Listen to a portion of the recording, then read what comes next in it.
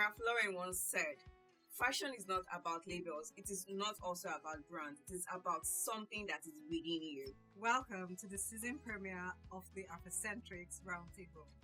This is where we discuss and focus on the in-depth knowledge of the fashion and modeling industry. My name is Olivia Sandra Chuma. And I am Nimat Aleshloye. Today, we have Ouza and Barbara in the house with us. Ouza Shady is a fashion designer and the CEO of Haute Couture brand. And Barbara Gibson is a fashion model. Welcome to the show. Hi. Hi, Ouza. Hi, Barbara. So, today our topic is fashion design and modeling as a full-time profession. Yeah, model, fashion, full-time profession. Drastic. Let's start with Barbara. Yes.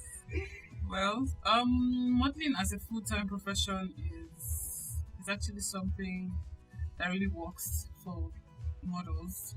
I know few models that are, well, not few, but my friends that I know of that are full-time professional models abroad, and they've been doing so well.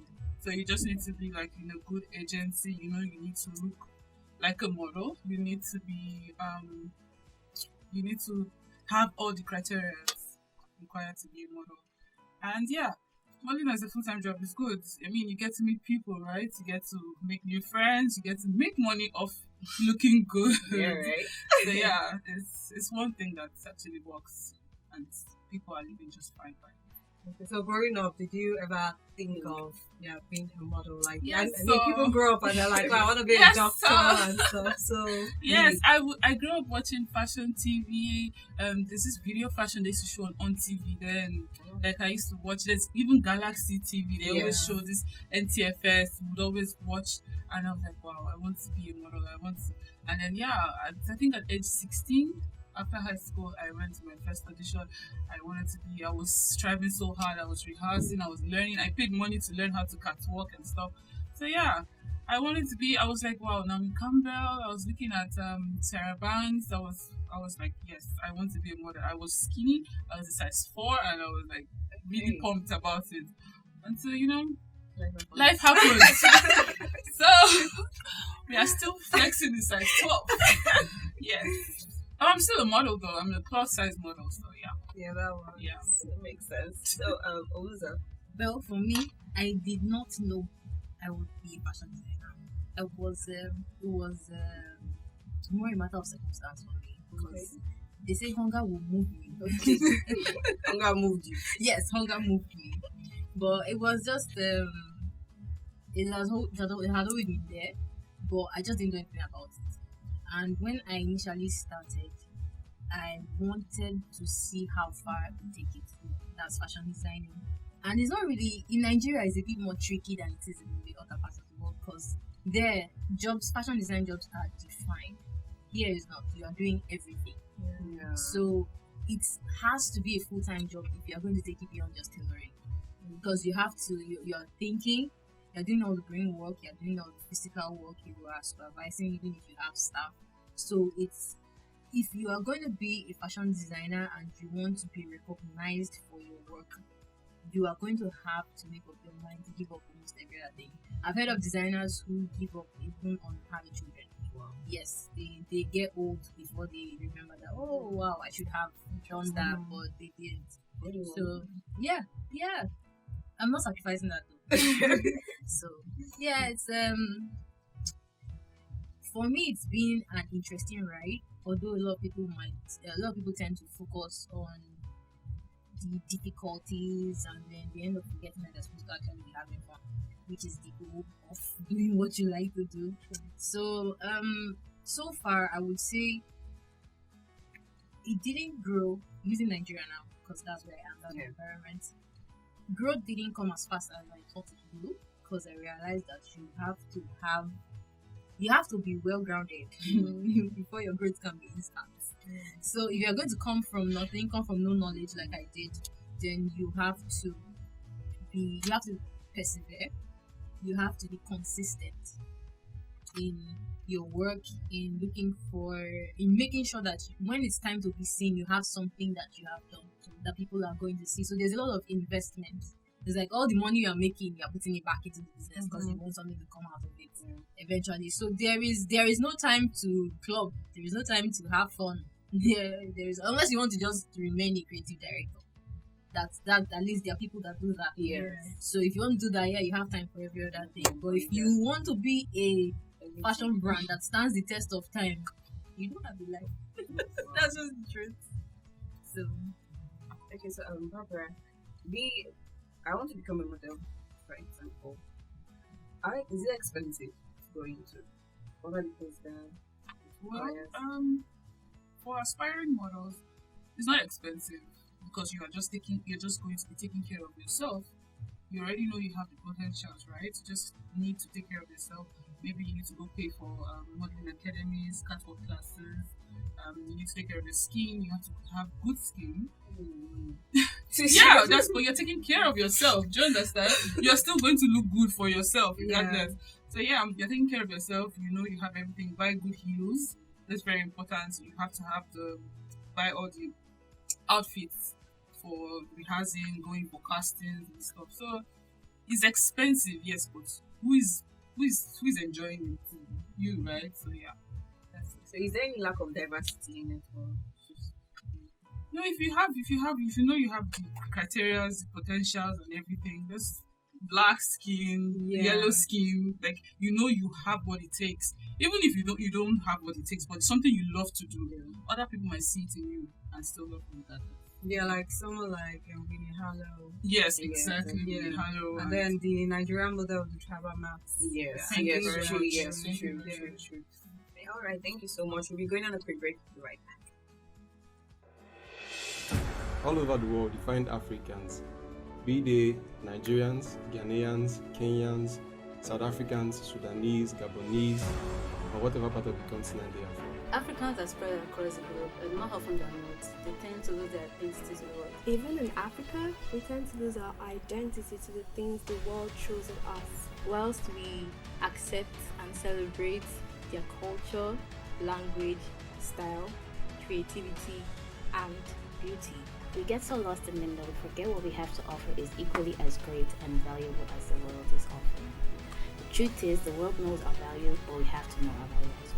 We are beautiful, we are smart, we are intelligent, and we are creative. We are much more than we or even the world thinks we are. With the Afrocentrics, we get to share pieces of our awesomeness with the world. It doesn't matter where you are, be it Alaska or Madagascar, Asia or Australia, Canada or Argentina, the United States or the United Kingdom. Wherever you are in the world, the Afrocentrics brings Africa to you. So now, no matter where or who you may be, you can literally carry a piece of Africa with you.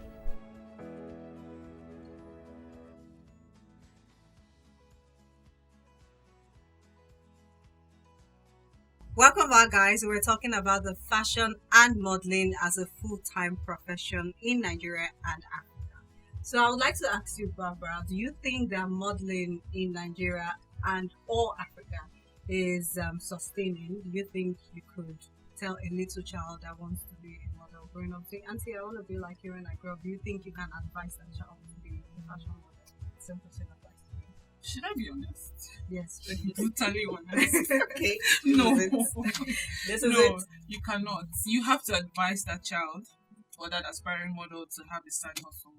Okay. You cannot be a full-time model in Africa. No, you can't, honestly. I don't want to be brutally honest. But just hear the Yes, yes. I feel like that's the essence when of on a this break. discussion. Yeah, that's the honest of that's the main thing we're trying to focus on. no, but it would be good to tell them the truth. That, Exactly. you know, Yeah. they So are they'll prepare prepared. their mind. Yeah. Okay. Well, to be brutally honest, no, you cannot advise a child or an aspiring model to be a full-time model in Africa because the politics is too much. You still keep seeing faces, new faces, even abroad too, they do it. But then I think there's still like opportunities for the upcoming. In Africa, Nigeria to be precise, they always have this new same face. after 5 years, Yeah. 10 years, you still see the same face. Exactly. Why? I relate. What happened to the upcoming ones? yeah. Why? And then sometimes you are seeing the casting directors very brutal, telling them you don't have what it takes. Or sometimes you even go for castings and you do not end up doing the show.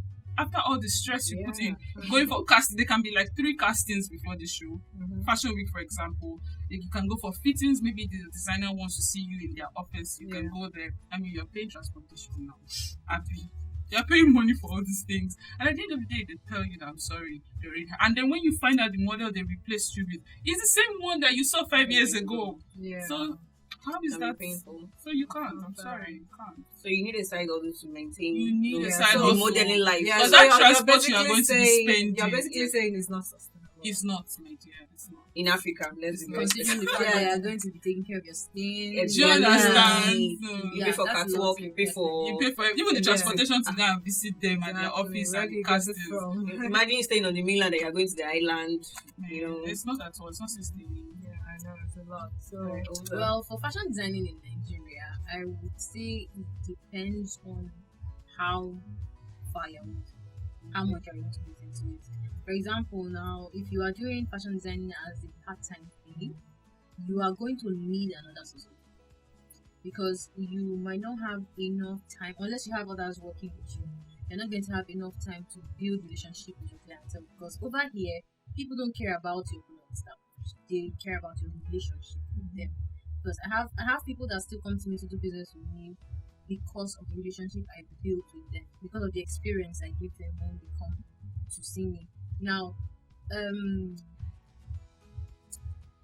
if you want to be a fashion designer in Nigeria and you want to survive just on your fashion design, you are going to need God more than you ever thought, because you are going to be managing people. You are going to be managing your resources, which are most times not enough. Yes. I mean, seriously, fuel price just went up. Electricity bill is like mad Exactly. now, so you have so many expenses that are constantly increasing. So with all these things that are happening, I cannot lie to you much. Before, like maybe last year, you could survive. I survived on just fashion designing, but you are going to Corona. need. Yes, I did. Wow. But you are going to need to. You are going to need to learn how to invest your money, because many people, especially in business, who work hard to earn their money, find it difficult to let go of it. If you don't let go of it, it's not going to multiply itself. And there are sometimes you would need money for some projects that are for branding, that you will not be able to take that fund out of the running cost of your business. So that money is going to come from the investments you had. Invest in people. Invest your time for free. Invest your relationship with people. You might not even have anything to do with fashion designing. When the need arises, they will come through for you. I mean, you still have to trust people. You can't trust everybody. Exactly. But when it comes to your staff, don't trust them, because you can just get up and leave one day. That one's there. So yeah, to some extent it is. Sustainable. Yeah. Thank you so much for that. Welcome. So we're doing a little game right now, and I will mention a letter from the alphabet, and you name a Nigerian fashion designer, and here it started, like one of the top. Because don't let me add. So same goes to you. Same Model, goes to yeah, model. A Why should model. us, I'll mention a no, letter. I think we should do a Or fashion we should- designer, then they both answer, Should be. and then we'll do models. They both answer, because it's not going to be fair. Okay, so Please, okay, let's please start. don't. D, Oh my God. letter D. Let's add D. So 10 seconds. Jella Sego. exactly. Who else? So what year did else? the last season start? You didn't say we're going to say it, but you're him now.